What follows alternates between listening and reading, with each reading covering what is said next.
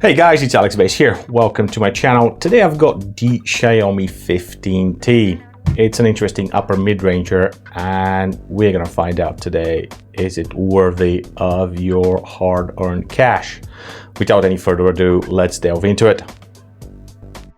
There's a pre-applied screen protector on the front and the display is covered by Gorilla Glass 7i. The back is plastic and the frame is also plastic, but the phone feels solid. On the bottom we've got dual SIM tray and eSIM support as well, along with stereo speakers, and it's IP68 for water and dust resistance, which is great. And that camera bump does not stick out too much. The weight is only 194 grams and it's relatively light. This is the UK version, 12 gigabytes of RAM, 512 gigabytes of storage. The display is a gorgeous 68 billion color AMOLED screen with Dolby Vision and 1.5K resolution. The only thing missing here is LTPO technology to make it a flagship display. It is a gorgeous display indeed, and you can choose the refresh rate in the settings. When you set it to 120 Hz, you can get a 120 Hz screen in most scenarios. The 15T has HDR10 Plus certification along with Dolby Vision certification, and you can get those in Amazon Prime. The picture is pretty clear, it's very sharp, the contrast and colors are great, and it is bright enough. It is a great screen for media consumption. And that media consumption is further enhanced by the fact that 15T has stereo speakers, and those stereo speakers have Dolby Atmos support. Overall, they sound pretty good. The Xiaomi 15T runs on HyperOS 2.0, i.e. Android 15 straight out of the box, and I got an update quite quickly and it's now Android 16 HyperOS 3.0. Unfortunately, the phone runs on Android 15 straight out of the box, so these 4 OS updates promised are technically free OS updates. Yeah, Xiaomi are a little bit cheating here, giving you Android 15 when 16 has been out for months, but we've seen that kind of behavior from other manufacturers as well. It's not surprising, really, at this point. I have had my gripes with HyperOS before, just like closing the apps sideways rather than swiping them upwards, but it is what it is. The lack of customization and the heavily modified nature of the software is really rubbing me the wrong way, as well as this, lots of bloatware and pre-installed apps. All of them are gonna go, and I'm gonna uninstall as much as I can. Another thing annoying about my unit is the presence of a software bug that still hasn't been addressed. So that was present with a line of text. As you can see, it could be the developer options or tap to exit on a game or an app. And it was there when it was Android 15. Once I got the Android 16 update, it remained on it, which is pretty annoying. Now, the good news is this is a software bug and it's fixable with an update. The bad news is, well, I don't know when that update is gonna arrive from Xiaomi and when are they gonna fix it really.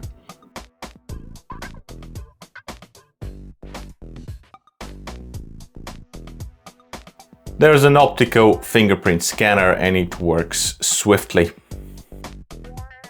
And as I said earlier, there is eSIM support on the 15T, and as you can see, the bug is still present. And of course, there's Xiaomi Hyper AI, and if you're into AI shenanigans, you can use it. I don't like AI at all, and I'm not using it. That's just my opinion. I think it makes the whole user experience sluggish and infuriating. However, you do you. You can virtually expand the memory by up to 12 gigabytes of RAM, and also there's Ultra HDR support in Google Photos app.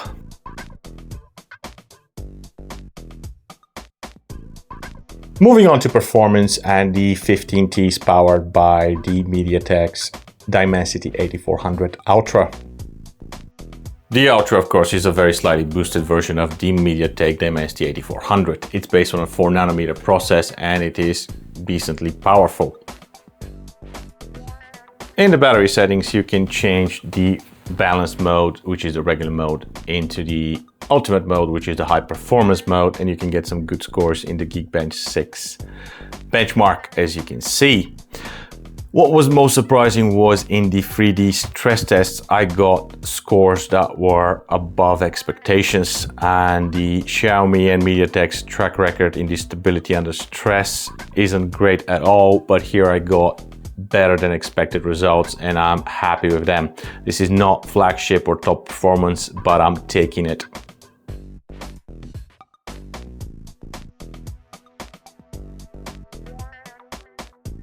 In terms of battery, the Xiaomi 15T has a 5500 milliamp hour battery with 67 watt charging.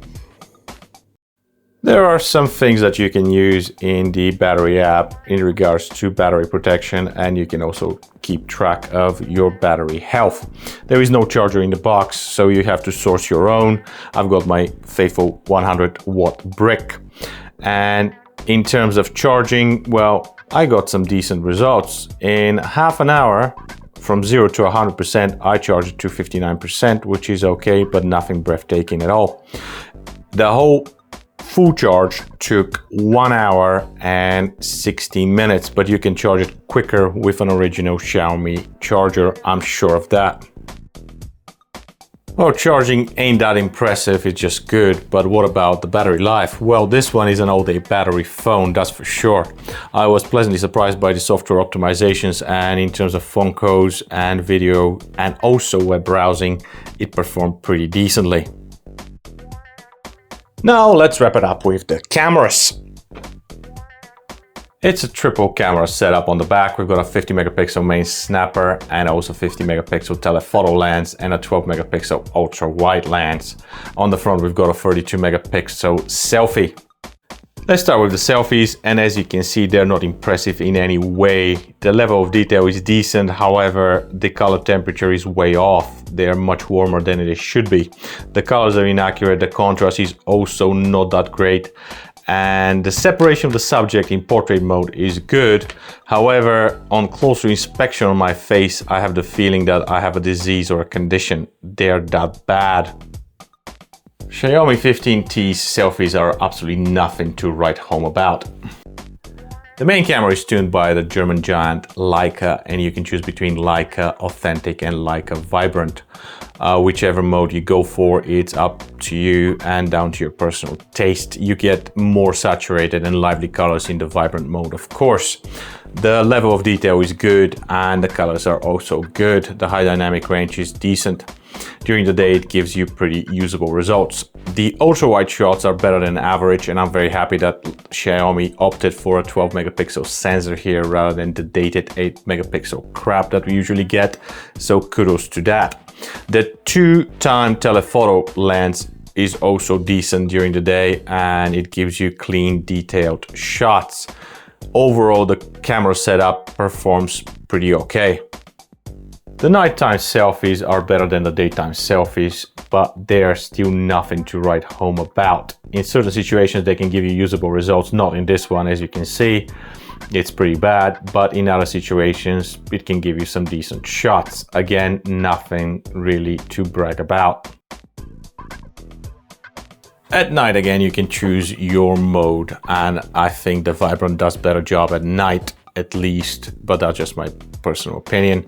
Again, the level of detail is pretty good and the shots are not bad for this mid-range segment. The ultra-wide shots are also pretty decent. The 2x telephoto lens is detailed to an extent, but you need pretty good lighting for it, as you would expect. And otherwise, it is pretty dark. Overall, I'm pretty happy with the night performance of the triple camera setup on this phone, and for this price range, it's pretty usable. When it comes to the video, the main camera and the telephoto lens offer 4K video up to 60 frames per second, while the ultra-wide is limited to 4K 30 frames per second. The stabilization is decently well performing on all lenses, really. except for the telephoto one, which is a little bit shaky. The main camera footage in 4K 30 frames per second is excellent for this price range, and it's got good colors and great detail, along with good high dynamic range and also not bad stabilization. The ultra wide performs much better than I expected, and the 4K video at 30 frames per second is one of the better ones, even one of the best ones in this price segment.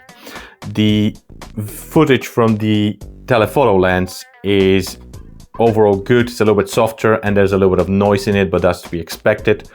In any case, the performance during the day is pretty good. Now, I'm gonna leave you to watch the rest of the videos and see what you think about it yourselves. Let's try the selfie, and this is the maximum 4K 30 frames per second.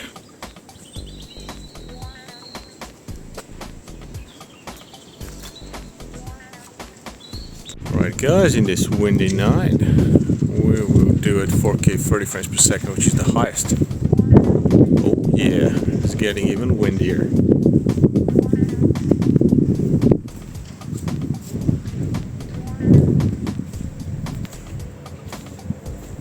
That is ultra wide 4K 30 frames per second.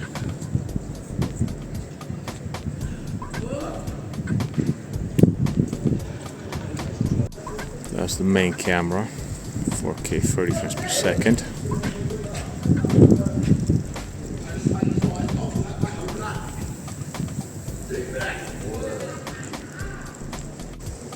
And 2x zoom, 4K 30 frames per second.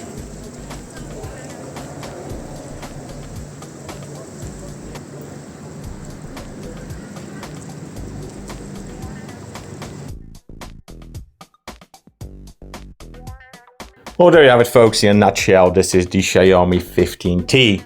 Is it good enough for you and your needs? Well, at the end of the day, you decide that.